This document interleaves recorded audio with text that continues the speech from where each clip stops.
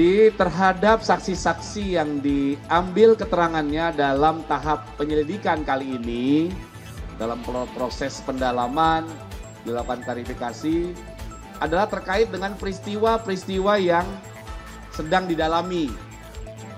Ya, dari mulai dugaan pencemaran nama baik hingga dugaan penghasutan. Penanganan perkara yang sedang dilakukan oleh rekan-rekan kami dari Subdit Kamnek Ditreskrim Polda Metro Jaya. Update kegiatan penyelidik yang dilakukan kemarin hari Senin tanggal 7 Juli 2025 dari 7 orang saksi yang rencana akan dilakukan klarifikasi oleh Subdit Kamnek. 6 diantaranya telah hadir memenuhi panggilan atau undangan, memenuhi undangan dari penyelidik dalam rangka klarifikasi terkait peristiwa yang dilaporkan dan yang sedang didalami. Dari ke-6 saksi yang telah diklarifikasi tersebut, rata-rata mengalami proses klarifikasi selama 1,5 jam hingga 2 jam lebih sedikit, ya. Kemudian terhadap para saksi ini dilayangkan beberapa pertanyaan berkisar dari 34 sampai 53 pertanyaan. Saksi yang hadir kemarin yang pertama adalah Saudara HMRF. Kemudian Dr. HES, kemudian KTR, kemudian yang keempat Dr. RH, yang kelima RE, dan yang keenam adalah Saudara RSN. Kemudian ada satu saksi yang diundang dalam rangka klarifikasi tidak hadir, yaitu Dr. TT, dengan alasan ketidakhadiran ada agenda yang sudah terjadwal sebelumnya dan terhadap yang bersangkutan menyatakan kesediaan untuk dilakukan klarifikasi nanti hari Jumat tanggal 11 Juli 2025 pukul 10. Ini update-nya rekan-rekan berdasarkan pertanyaan dari rekan-rekan sejak kemarin, ya. Inilah update yang sedang dikerjakan oleh rekan-rekan kami dari Subdit Kamnek Ditreskrim Polda Metro Jaya. Ya. Bapak, dari beberapa orang saksi itu apakah ada ajudan Pak Jokowi, menegaskan kembali tadi inisialnya kurang ini Pak, apakah ada ajudan sebelumnya itu?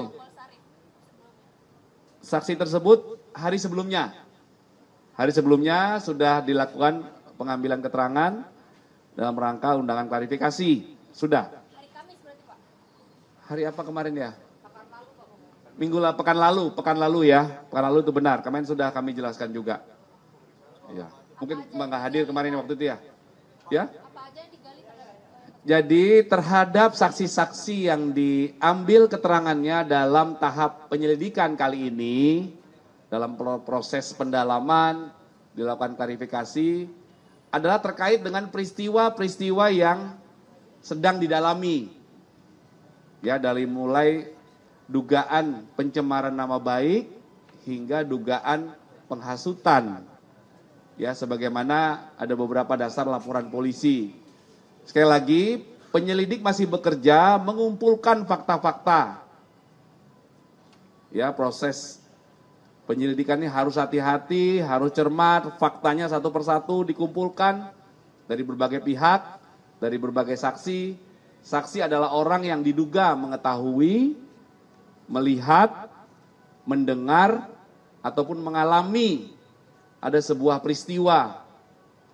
Ya, yang peristiwa itu sedang dilakukan pendalaman. Nanti apakah peristiwa ini ada dugaan tindak pidana atau tidak. Ya. RSN bilang dia dicecar 85 pertanyaan. Tadi kan disebutkan di bawah itu 53 pertanyaan maksimal. Itu gimana Pak Kapit? Apakah ada pertanyaan turunan maksudnya? 84, mohon maaf, betul. Ya, berkisar 35 sampai 84 pertanyaan. Betul.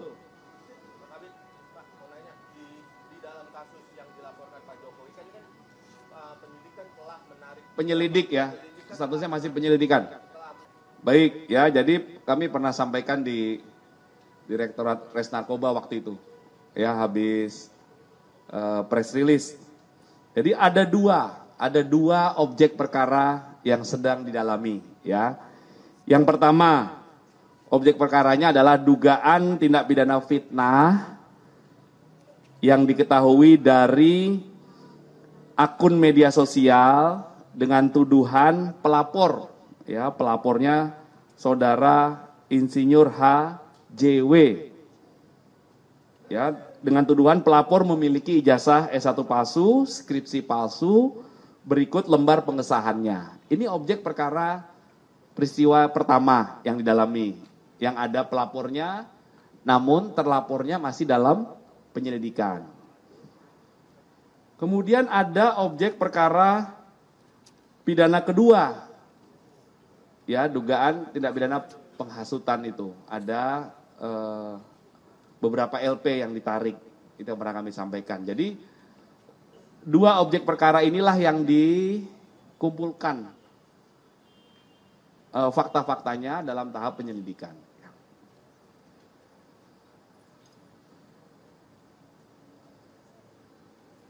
Ya, objek perkara yang kedua adalah dugaan tindak pidana penghasutan dan juga terkait dengan Undang-Undang ITE pasal 28. Jadi ada dua peristiwa besar yang didalami. Itu ya, jadi rekan-rekan harus juga memahami ada dua peristiwa itu.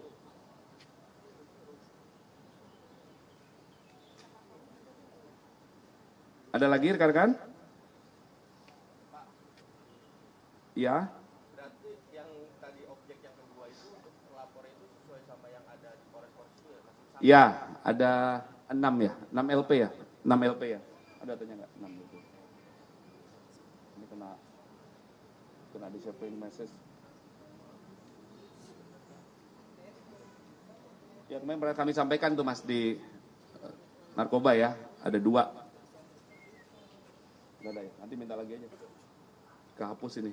Oke. Pak Kabit, Pak, izin Pak, ini mungkin kasus baru Pak, kan beberapa hari lalu itu ada bocah umur 5 tahun tewas karena tersengat listrik Pak di Taman Yoda. Hah? Itu jadi ada bocah, Maaf Mbak, gimana? bocah 5 tahun tewas tersengat listrik di Taman Yoda hari Jumat lalu. Nah itu Pak, itu kan dari ini apa, dari fasilitas umum gitu ya Pak. Itu tuh kalau dari kepolisian bisa diusut pidana kah? Dan kalau misalnya bisa itu unsurnya gimana ya Pak? Nanti kalau coba kami cek lagi ya, ini pertanyaannya. Kami harus cek. Yang jelas dalam sebuah peristiwa yang dilaporkan oleh masyarakat atau yang ditemukan oleh petugas kepolisian, itu dilakukan langkah-langkah dari mulai penerimaan laporan, ataupun laporan itu didapatkan dari informasi melalui 110, dari media sosial, berdasarkan hasil patroli siber, itu langsung dilakukan pendalaman. Ya, pendalaman. Dimulai dari mendatangi TKP, melakukan olah TKP, pertolongan terhadap korban. Kemudian dalam melakukan olah TKP itu dilakukan langkah-langkah teknis ya terkait pengumpulan barang bukti, mengamankan TKP hingga dilakukan pemeriksaan secara laboratoris. Dalam peristiwa apapun ya, saya jawab secara umum nih ya. Nanti akan dilakukan pendalaman terhadap saksi-saksi yang ada di TKP, kemudian diklarifikasi dan didalami. Nanti apabila proses pendalaman itu ada dugaan tindak pidana, maka ditingkatkan prosesnya dalam proses tahap penyidikan namanya. Ya, itu secara umum ya Mbak, saya jawab ya. Saat ini marak terjadi pencurian plat besi Pak, baik di JPO atau halte busway itu, apakah Polri, Polda Metro sendiri akan melakukan patroli rutin atau kemudian pengenaan pasal terhadap pelaku, apakah cukup dengan tindak pidana ringan atau tindak pidana lainnya Pak? Ya. Terkait dengan gangguan Kamtipmas yang terjadi, Polda Metro Jaya 1 kali 24 jam melakukan kegiatan atau upaya kepolisian. Ya, masyarakat tidak perlu khawatir, kami ada 24 jam di lapangan.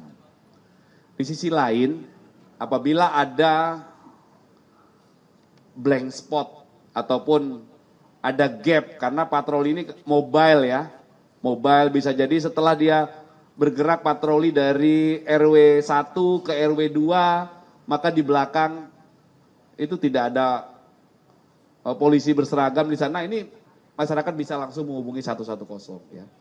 Terkait peristiwa itu, upaya-upaya patroli terus dilakukan, beberapa kasus kemarin sudah diungkap ya. Diungkap, penerapan pasal terhadap pelaku tindak pidana itu diberikan berdasarkan fakta perbuatan dan alat bukti serta barang bukti yang ditemukan oleh penyidik secara proporsional. Ya.